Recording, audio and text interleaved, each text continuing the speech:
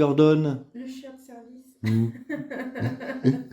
Alors aujourd'hui, direction Espérac, à peu près 23 km.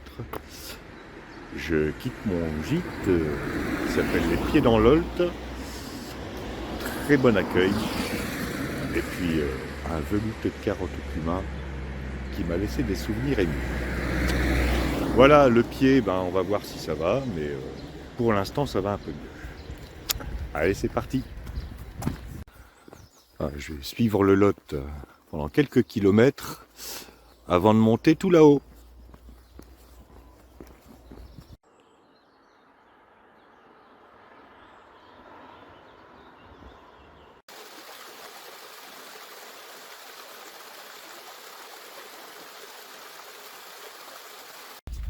C'est paisible. Alors le ciel était menaçant ce matin, mais là ça commence à bien tomber. J'espère que ça va pas trop glisser dans la montée. Alors la retenue d'eau du barrage de Golignac, mis en service en 1960, est d'une capacité de 5 millions de mètres cubes. Ça fait quelques baignoires. Voilà, c'était la minute hydraulique de cette étape.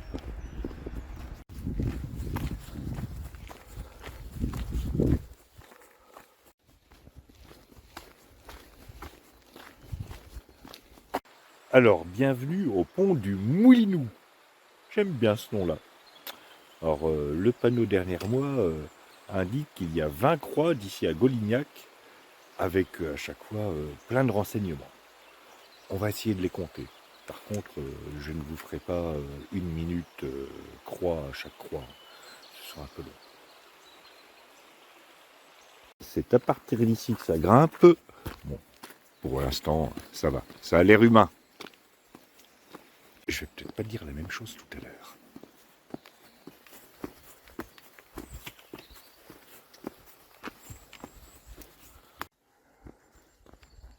Une croix. Prochaine croix à 900 mètres. 8 km et demi jusqu'à Golignac. Et regardez bien.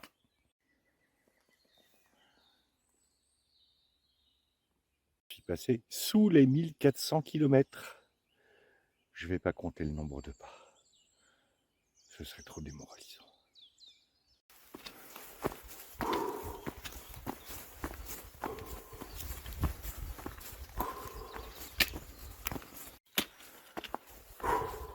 Ils sont bien longs ces 900 mètres. Alors, sous vos yeux éblouis, voici du schiste qui sert pour faire les toits en lauze. Et plus précisément du schiste à séricite, qui contient le petit cristaux de mica qui lui donne cet aspect légèrement lustré. Quoique aujourd'hui, la pluie contribue aussi largement à cet aspect lustré.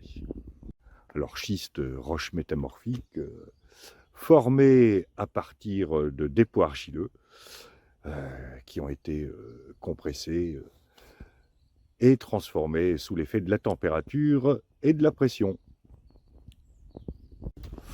Bon, vous vous en doutez, mais c'était la minute géologie de cette étape. Il est beau mon schiste à séricite, non? En attendant, j'ai toujours pas vu la deuxième croix. Je soupçonne une sombre histoire de magie. Ah, la deuxième croix doit pas être loin. Alors, poubelle, panneau d'interprétation, eau potable. Ah, elle est là. Bon, faut la voir quand même. Hein. Enfin, 900 mètres entre les deux croix, quelquefois j'ai l'impression que les distances sont mesurées avec un élastique.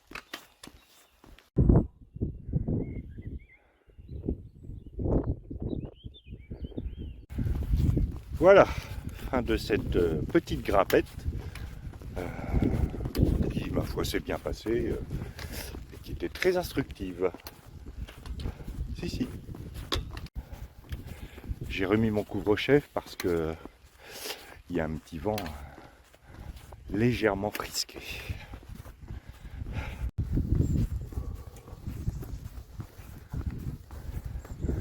Alors chez nous, ce sont plutôt les primes verts qui fleurissent les talus. Ici, ce sont les jonquilles.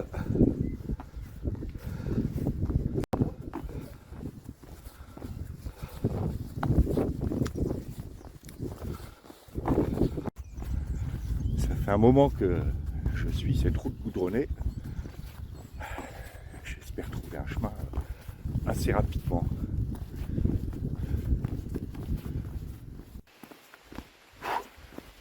Elle est longue cette descente sur le goudron. Mais bon, c'est comme ça. Ah, petite montée dans les bois, sur un chemin. Enfin.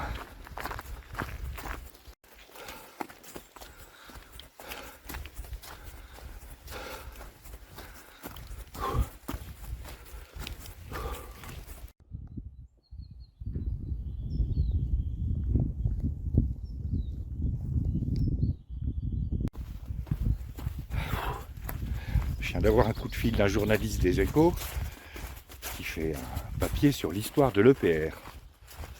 Donc il va interroger des anciens de l'industrie nucléaire. Je suis un peu loin de tout ça en ce moment. Je vais continuer à marcher.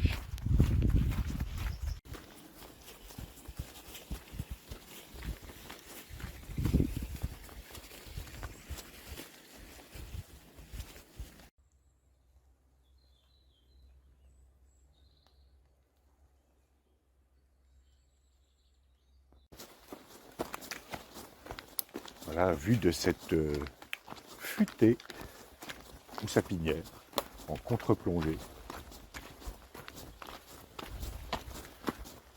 Contre-plongée parce que la caméra regarde vers le haut.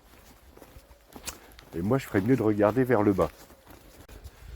C'était l'instant cinéaste du dimanche de cette étape. Pas que cinéaste du dimanche d'ailleurs. Bonjour Monsieur Lapin.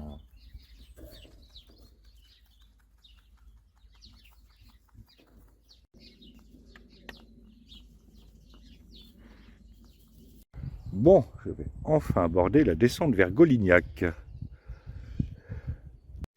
Je me suis un petit peu traîné ce matin. Voilà, j'arrive à Golignac. Je dois être à peu près la moitié de l'étape, peut-être un peu plus. Je vais m'accorder une petite pause. Alors je suis obligé de me ravitailler ici parce qu'à Espérac, l'épicerie est fermée l'après-midi. Et à moins de me téléporter, j'y serai pas avant midi.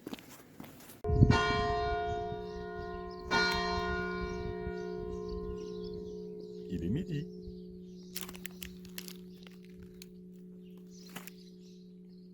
Bon appétit.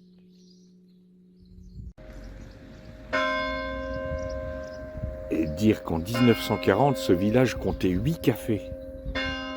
8 cafés. Et là, rien. À part les cloches. Bon, ben, je vais boire mon eau.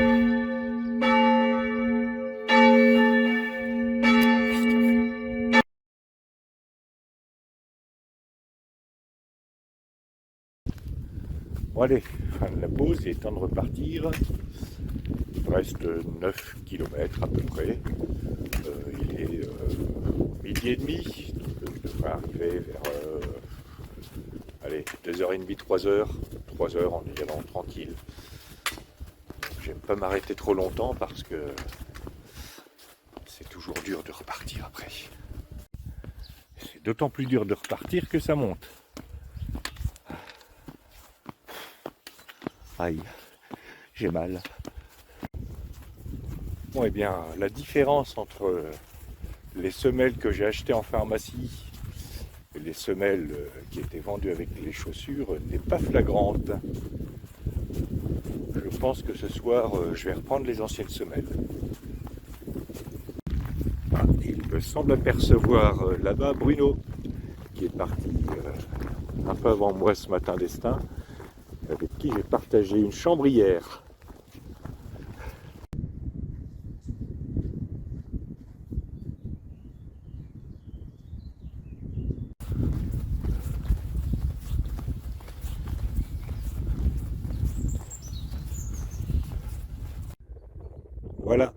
le lointain là-bas, Espérac, la destination d'aujourd'hui. Ça veut dire qu'il va y avoir une grande descente suivie d'une petite montée qui va bien scier les jambes. Il reste encore quelques kilomètres à faire quand même. Et en tout cas, le soleil est revenu. Ça fait plaisir.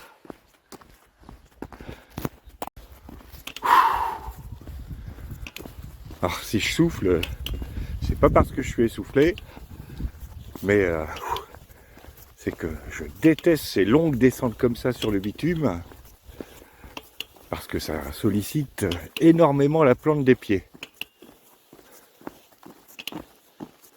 Cela dit, la vue est pas mal, donc ceci compense largement cela.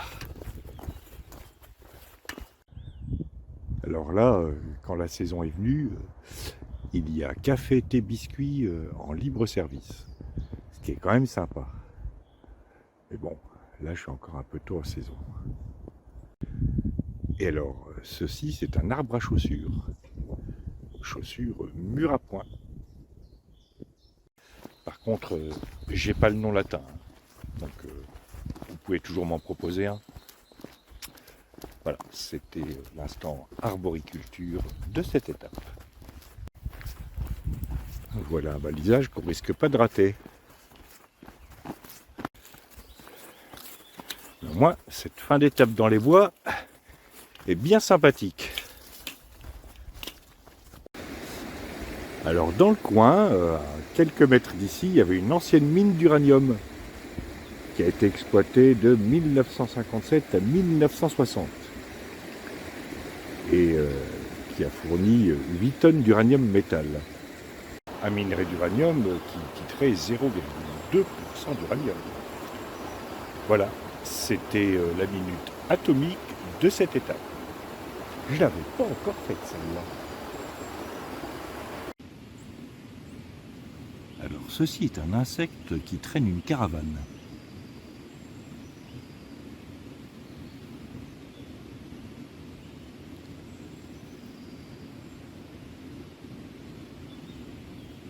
C'était l'instant insecte au nom inconnu de cette étape. À moins que ce soit une fourmi mutante à cause de la mine d'uranium.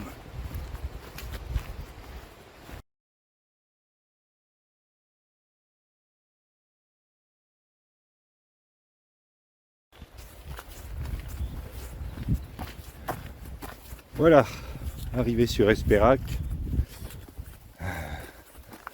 au bout de 24 km et demi, qui ma foi, se ne sont pas trop mal passés. Je suis arrivé un peu plus vite que prévu, je pensais arriver vers entre 2h30 et 3h, il est 2h10. Maintenant il va falloir que je m'abrite quelque part.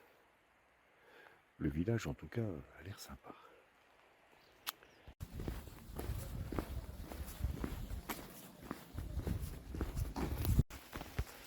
Bon, après la pluie, la grêle, je vais rejoindre mon gîte d'étape qui est situé dans une ancienne école et j'espère qu'il y a un préau pour que je puisse m'abriter. Bon alors, pas de préau, le gîte ouvre dans une demi-heure et j'espère que ça va pas trop dégringoler. Sinon, cette étape, beaucoup de tronçons bitumés qui étaient pénibles. Et puis je suis pas convaincu par les semelles que j'ai achetées en pharmacie. Donc demain je prendrai les anciennes, qui me tiennent quand même mieux le pied. Bon, ça m'a l'air très bien tout ça. Alors, chambre 2, c'est par là. Bon alors, ce qui est bien quand on arrive dans un gîte, c'est qu'on peut choisir son lit. Et donc moi, je vais choisir celui-là. Enfin installé.